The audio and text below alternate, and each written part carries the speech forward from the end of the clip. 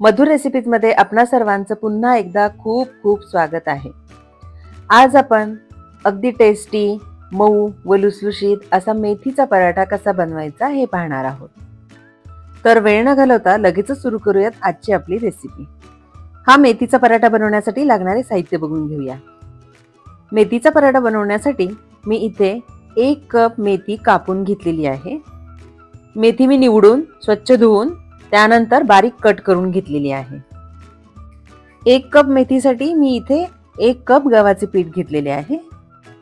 त्याचबरोबर मी इथे पाव कप बेसन पीठ, 1 चमचा पांढरे तीळ, अर्धा चमचा मीठ, 1 चमचा कसुरी मेथी, 1 चमचा लाल मिरची पावडर, 2 चमचे तेल, 1 चमचा आले लसूण व हिरवी मिरचीची पेस्ट, पाव चमचा हळद पावडर, पाव कप दही घेतलेले आहे। दही घातल्यामुळे पराठे खूप मऊ व लुसलुशीत बनतात।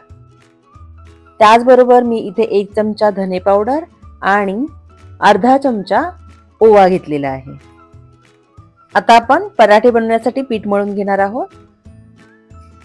त्यासाठी एका भांड्यामध्ये मी गव्हाचे पीठ आणि बेसन पीठ घालून घेते आहे। आता उरलेले सर्व इन्ग्रेडियंट आपल्याला घालून घ्यायचे आहे। ओवा अशा प्रकारे हातावर रब करून घालायचा आहे, ज्यामुळे त्याची टेस्ट छान उतरते पराठ्यामध्ये। मीठ घातलेले आहे।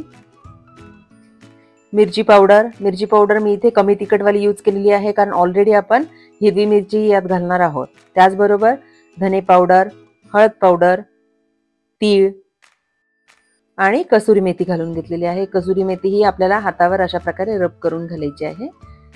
आपण ऑलरेडी इथे मेथी वापरत आहोत। जर तुमच्याकडे कसुरी मेथी नसेल तर तुम्ही स्किप केली तरी चालेल, पण कसुरी मेथीमुळे खूप छान स्वाद येतो पराठ्याला।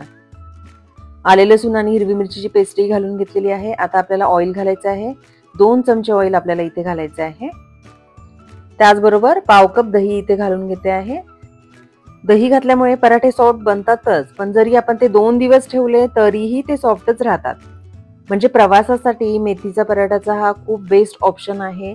त्याचबरोबर इथे मी आता 1 कप मेथी ही घालून घेतलेली आहे आणि आता हे सर्व इन्ग्रेडियंट्स आपल्याला व्यवस्थित मिक्स करायचे आहेत आणि त्याचा एकसारखा डो तयार करायचा आहे पराठे बनवण्यासाठी।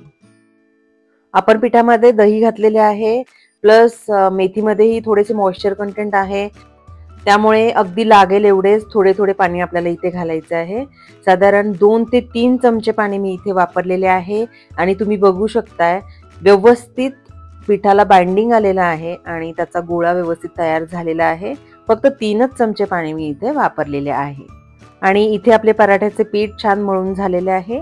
1 चमचा ऑइल मी वरनं घालून घेते आहे आणि पुन्हा हे पीठ मी व्यवस्थित मळून घेते आहे। आता हे मळलेले पीठ आपल्याला साधारण 10 ते 15 मिनिटे भिजत ठेवायचे आहे। 15 मिनिटे झालेली आहेत। आता आपण पराठे लाटून घेणार आहोत। तवा मी ऑलरेडी गरम करायला ठेवलेला आहे आणि पीठही आपले व्यवस्थित भिजलेले आहे। पीठ मी पुन्हा व्यवस्थित मळून घेतलेले आहे आणि आता आपल्याला याचे पराठे लाटून घ्यायचे आहे। पराठे आपल्याला जास्त पातळही लाटायचे नाहीयेत किंवा जास्त जाडही लाटायचे नाहीयेत। अगदी मीडियम असे पराठे आपल्याला इथे लाटायचे आहे। मीडियम साईजचा डो मी घेतलेला आहे आणि दोन्ही साइडनी पराठा आपल्याला व्यवस्थित लाटून घ्यायचा आहे आणि इथे आपला पराठा व्यवस्थित लाटून झालेला आहे।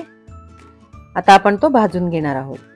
पराठा भाजताना आपल्याला इथे मोठ्या गॅसवर भाजायचा आहे। पराठा पलटी मारला की लगेचच आपल्याला ऑइल लावून घ्यायचं आहे आणि अशाच प्रकारे आपल्याला हा पराठा दोन्ही साइडनी व्यवस्थित भाजून घ्यायचा आहे। पराठ्याला दोन्ही साइडनी मी ऑइल लावून घेतलेला आहे। मी ऑइल ऐवजी साजूक तूप वापरले तरीही त्याची खूप छान टेस्ट येते पराठ्याला आणि तुम्ही बघू शकताय खूप छान असा एकसारखा पराठा आपला भाजून झालेला आहे आणि आपला मेथीचा पराठा इथे तयार झालेला आहे। अगदी सॉफ्ट असा मऊ लुसलुशीत पराठा इथे तयार झालेला आहे। हे पहा, मी तुम्हाला चेक करून दाखवते।